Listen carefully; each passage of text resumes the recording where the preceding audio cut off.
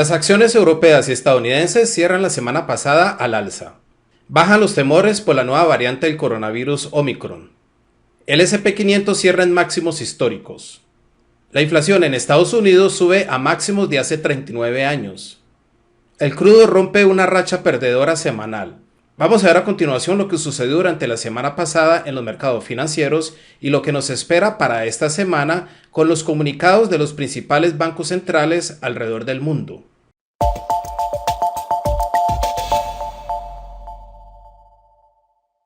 Hola, mi nombre es Alexander Londoño, analista de mercados del broker Active Trades. El Dow Jones sube más del 4% durante la semana pasada, mientras que el S&P 500 gana un 3,82% semanal y el Nasdaq sube un 3,61%. El S&P 500 cierra en máximos históricos alrededor de los 4.713 puntos. La volatilidad baja considerablemente con el índice del VIX por debajo del 20.00. Las acciones europeas cierran el viernes a la baja, sin embargo logran cerrar la semana al alza. El CAC 40 fue el que más subió durante la semana pasada en la eurozona con una ganancia semanal del 3,34%. Aparentemente la variante Omicron no es más letal que las otras variantes. De hecho, médicos sudafricanos afirman que la variante Omicron presenta síntomas más leves que la variante Delta. Posiblemente no se necesite una vacuna específica para Omicron, según Anthony Fauci, médico general de los Estados Unidos. La producción industrial en Alemania se mantiene fuerte y el sentimiento económico del CIU de Alemania y de la eurozona sale por encima de lo esperado. Esto, junto con la reducción de los temores por Omicron, contribuye al alza en las acciones europeas e incluso en las estadounidenses. Se aprieta el sector laboral en Estados Unidos, pero todavía falta mano de obra. Las peticiones de subsidio por desempleo continúan bajando en Estados Unidos y eso es señal de que el sector laboral se mantiene fuerte. Sin embargo, la inflación en Estados Unidos sube al 6,8% anual, el cual es su nivel más alto de los últimos 39 años. Los precios de las viviendas continúan subiendo, de hecho están subiendo al ritmo más acelerado que antes de la crisis del 2008 cuando se produjo la burbuja inmobiliaria en Estados Unidos. El crudo rompe una racha perdedora de 6 semanas consecutivas cayendo. El petróleo WTI sube un 3,56% durante la semana pasada y cierra por encima del 72.00, mientras que el Brent cierra por encima del 75.00. Ahora el enfoque es en los principales bancos centrales alrededor del mundo. Para esta semana, la Fed podría disminuir su compra de activos incluso mucho más rápido que lo previsto. La Fed redujo su programa de compra de activos de 120.000 millones de dólares en 15.000 millones de dólares. Para este miércoles es posible que la Fed anuncie otra reducción de su programa de compra de activos por otros 15.000 millones de dólares al mes. Una vez culminado el programa de compra de activos por parte de la Fed, los tipos de interés podrían empezar a subir. Es posible que el próximo aumento de tipos de interés por parte de la Reserva Federal de Estados Unidos se produzca en marzo del próximo año, e incluso hacia septiembre del próximo año se podría producir un segundo aumento de tipos de interés por parte de la Fed. Para el lunes de esta semana tenemos las actas del Banco de Inglaterra, así como la producción industrial de Japón. El martes tenemos la tasa de desempleo de Reino Unido, la producción industrial de la eurozona, el índice de precios al productor de Estados Unidos y de China tenemos las ventas minoristas, la producción industrial y la tasa de desempleo. El miércoles tenemos el índice de precios al consumidor de Reino Unido y Canadá, así como las ventas minoristas de Estados Unidos, otro dato también bastante importante para esta semana, así como el índice manufacturero del estado de Nueva York, pero la cosa se empieza a poner mejor con el comunicado de la Reserva Federal de Estados Unidos para este miércoles. El jueves tenemos el PMI manufacturero y de servicios de Francia, Alemania, la eurozona, Reino Unido y Estados Unidos, así como la producción industrial de Estados Unidos, un dato también bastante importante para esta semana. Pero los datos más importantes del jueves van a ser los comunicados de política monetaria y tipos de interés del Banco Nacional de Suiza, el Banco de Inglaterra, el Banco Central Europeo y el Banco de Japón. El viernes se calman un poco más los ánimos con el índice de precios al productor de Alemania, las ventas minoristas de Reino Unido el clima empresarial IFO de Alemania y el índice de precios al consumidor de la eurozona. Vamos a ver a continuación algunos de los activos que acabamos de mencionar para ver cómo se comportaron durante la semana pasada y los posibles movimientos que tengan para esta semana. Tenemos el gráfico diario del Dow Jones y podemos ver cómo el índice recupera parte del terreno que perdió durante las semanas anteriores.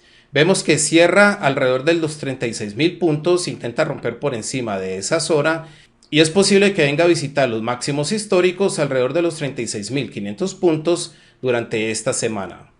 El S&P 500, que cerró en máximos históricos la semana pasada, durante esta semana podría continuar subiendo y seguir registrando nuevos máximos históricos por encima de los 4.750 puntos. El Nasdaq vemos que llega a la zona de los 16.400 puntos, donde ha encontrado algo de resistencia. Sobre el gráfico diario del Nasdaq podemos ver que esa zona ha actuado como una buena resistencia en el pasado. Y es por eso que en esta ocasión no es nada raro que frene su impulso alcista en esa zona. Sin embargo, durante esta semana podría intentar romper por encima de ese nivel y venir a visitar los máximos históricos alrededor de los 16.748 puntos. El FTSE 100 de Reino Unido vemos que retrocedió un poco hacia los 7.300 puntos, pero aún así logró cerrar la semana pasada en positivo. Rompe por encima de los 7.300 puntos y es posible que el máximo de este año, en los 7.398 puntos, actúe como resistencia durante esta semana para el FTSE 100. El DAX de Alemania rompe por encima de la media móvil exponencial de 55 días en los 15.680 puntos. Es posible que continúe con ese impulso alcista durante esta semana, pero todavía está relativamente lejos de los máximos históricos en los 16.301 puntos. De retroceder o de caer por debajo de la media móvil exponencial de 55 días, su próximo nivel de soporte podría estar tal vez en este mínimo alrededor de los 15.523 puntos o en la media móvil exponencial de 200 días alrededor de los 15.247 puntos.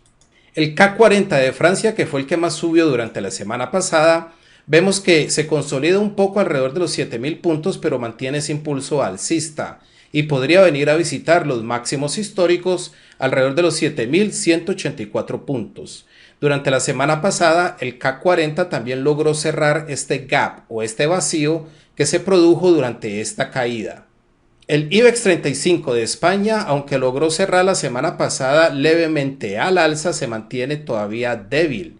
La media móvil exponencial de 55 días está apuntando hacia abajo con un buen ángulo de inclinación y esto nos señala de que la tendencia bajista todavía se mantiene a medio plazo en el IBEX 35.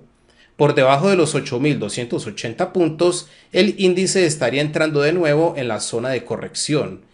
Y más abajo, este mínimo en los 8.200 puntos podría actuar como soporte. Sobre el gráfico diario del VIX, índice de volatilidad, vemos que el índice cae por debajo del 20.00 y entra en esta zona de congestión entre el 20.00 y el 17.00. Sobre el gráfico semanal del VIX podemos ver mejor esa zona de congestión a donde ha vuelto a bajar el índice, indicándonos que la volatilidad ha bajado. Pero durante esta semana la volatilidad podría volver a aumentar con los comunicados de los bancos centrales. El euro frente al dólar continúa oscilando alrededor del 1.1300 sin tomar una dirección clara. De hecho, en medio de esa consolidación se ha formado una especie de triángulo simétrico o una bandera. Pese a la consolidación en el euro frente al dólar, la tendencia bajista a medio plazo todavía se mantiene y es posible que la paridad regrese otra vez hacia abajo y venga a visitar la zona del 1.1200, la cual ha actuado como soporte para la paridad. La libra frente al dólar también mantiene una tendencia bajista, pero encuentra una zona de soporte en el 1.3200. Incluso podría retroceder un poco hacia el 1.3300, pero es posible que venga y rompa ese 1.3200 para continuar con esa tendencia bajista, especialmente si la Fed anuncia que va a reducir aún más su programa de compra de activos, lo cual apoyaría al dólar y presionaría a la baja a la libra frente al dólar e incluso al euro frente al dólar. Sobre el gráfico diario del índice del dólar vemos la fuerte tendencia alcista que tiene el índice y eso es debido a que aumentan las probabilidades de que la Reserva Federal suba los tipos de interés para el próximo año. Se ha formado un triángulo simétrico en esta parte alrededor del 9600, pero recordemos que esas formaciones de triángulos banderas o banderines normalmente actúan como patrones de continuación, por lo tanto es posible que el índice del dólar continúe subiendo. Para mantener esa tendencia alcista a medio plazo, el índice debería de romper por encima del 9700. De retroceder hacia abajo, la media móvil exponencial de 55 días alrededor del 9500 podría actuar como soporte. Sobre el gráfico diario del petróleo WTI vemos que recupera bastante terreno durante esta semana. Sobre el gráfico semanal vemos cómo rompe esa racha perdedora de 6 semanas consecutivas cayendo y durante la semana pasada logra cerrar al alza. Encuentra un soporte en la media móvil exponencial de 55 semanas como podemos observar y sube por encima del 7200. Regresando al gráfico diario vemos que de continuar subiendo es posible que la zona del 7400 actúe como resistencia para el petróleo WTI. No se olviden por favor de darle like al video y suscribirse a nuestro canal de YouTube, donde podrán encontrar diferentes videos educativos e informativos que le pueden ayudar en su operativa diaria.